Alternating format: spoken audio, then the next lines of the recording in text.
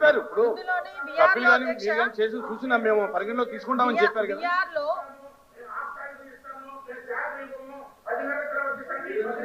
లేదు కూర్చోండి కూర్చోండి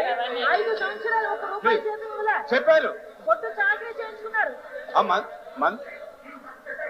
సార్ సార్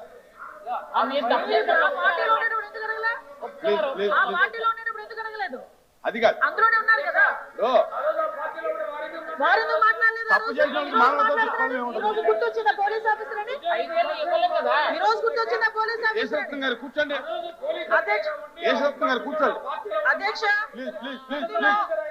అధ్యక్ష కూర్చోండి, పోస్టులు కూడా ఉంటాయి అధ్యక్ష. కూర్చోండి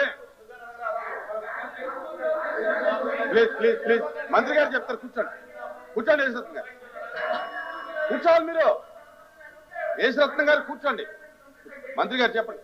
అధ్యక్ష ఇందులోని please please please please please please. అధ్యక్ష ఇందులోని ఇందాక వాళ్ళు చెప్పినట్టు శాంక్షన్డ్ పోస్టులు కూడా ఉంటాయి అధ్యక్ష. విఆర్ లో శాంక్షన్డ్ పోస్టులు కూడా ఉంటాయి. శాంక్షన్డ్ పోస్టులు మొత్తం 26 శాంక్షన్డ్ పోస్టులు అధ్యక్ష.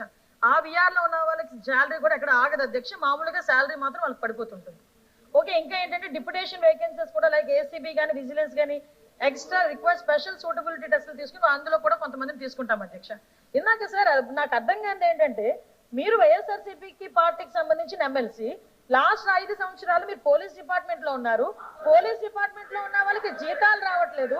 పోలీస్ డిపార్ట్మెంట్ లో ఉన్న వాళ్ళకి 1వ తారీఖు జీతం రాలేదు. ఒక సరెండర్ లీవ్ కూడా ఇవ్వలేదు. ఒక భద్రత కల్పించలేదు. ఆ రోజు ఎందుకు మాట్లాడలేకపోయారు ఈ విఆర్ఓల గురించి? ఆ రోజు పోలీసు జీతాల గురించి పోలీసు ఎందుకు మాట్లాడలేకపోయారు?